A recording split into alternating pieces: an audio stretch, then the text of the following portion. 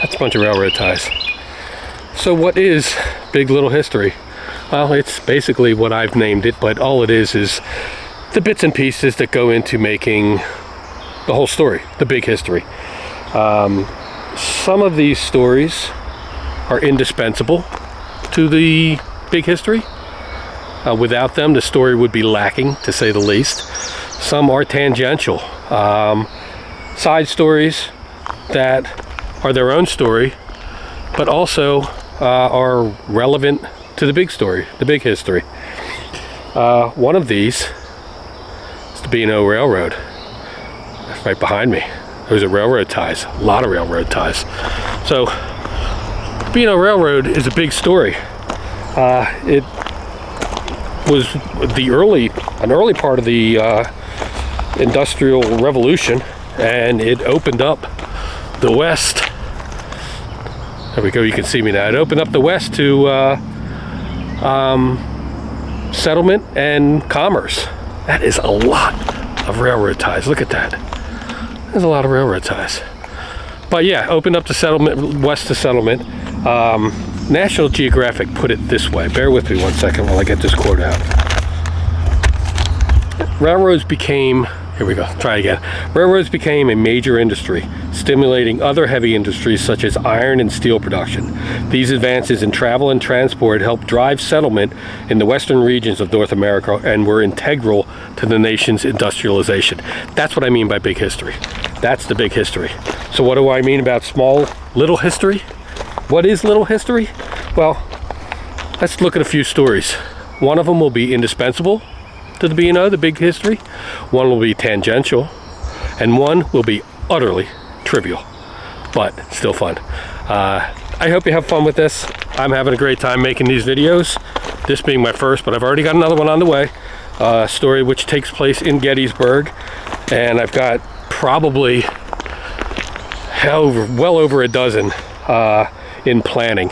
So I hope you enjoy this, and look for the Gettysburg video called A Rock and a Rib to come out, I hope, by the end of June, somewhere in there. If not, sometime this summer. Let's just leave it at that. I hope you enjoy these videos. I'm having a great time making them. Let's talk about little stories about the B&O Railroad. Have a great day. Thank you.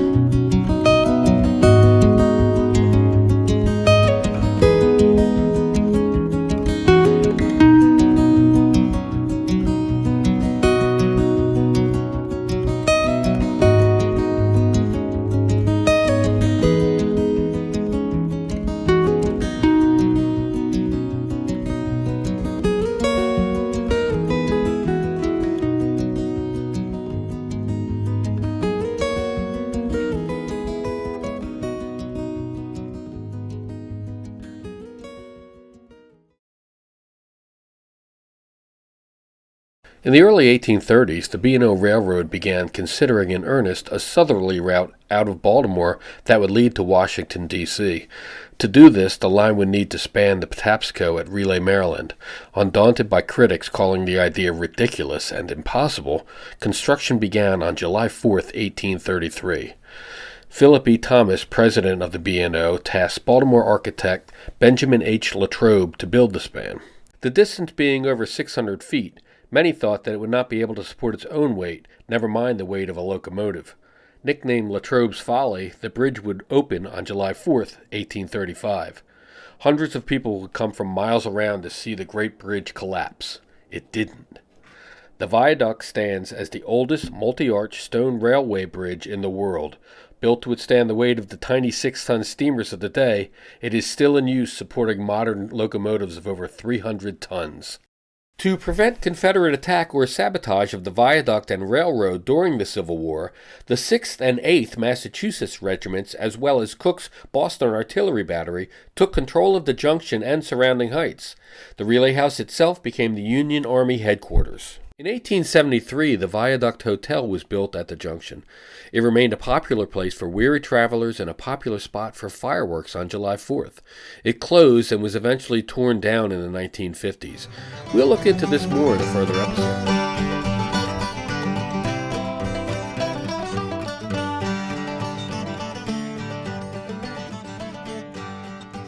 The wine and steam gun was a marvel and a curiosity. It was also a glimpse into a horrible future of mechanized warfare.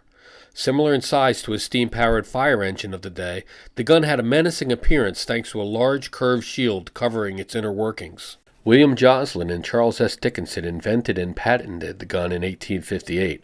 After the two had a falling out, Dickinson patented it and built his own version.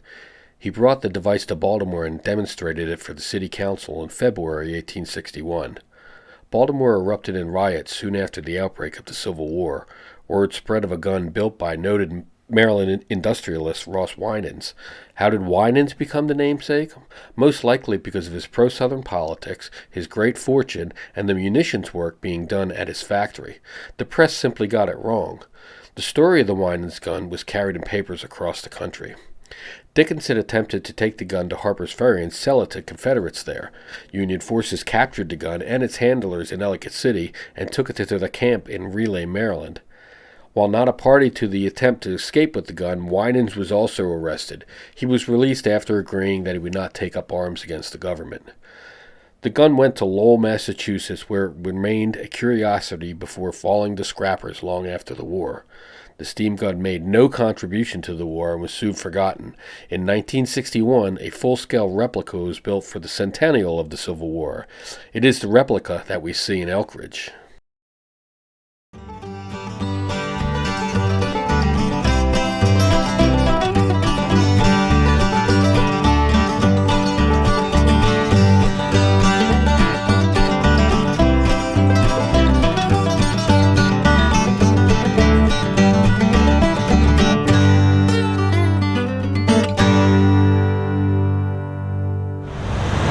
So last stop, here I am at what back in the day we used to be called Ellicott's Upper Mill. It's down at the bottom of Frederick Road, right where it crosses over again the Patapsco River. We're back. We are above Ellicott City now, and basically on our way to Johnny Cake up in that area. The thing about this spot is it is the oldest surviving at-grade railroad crossing in the world. Why is that important? I don't know. I just think it's kind of cool. Is it important? Yeah, it's just cool. I think so anyways. You probably think it's a railroad crossing, and basically it is. But the fact of the matter is, for years and years and years, I've crossed this and didn't think anything of it. And I happened to be on the World Wide Web at one point, came across a website about the B&O Railroad, and I'll let you know more about that. But it had a picture of this, and I'll be damned. Look at that. Crossed that thing a bazillion times. So, nevertheless, here it is.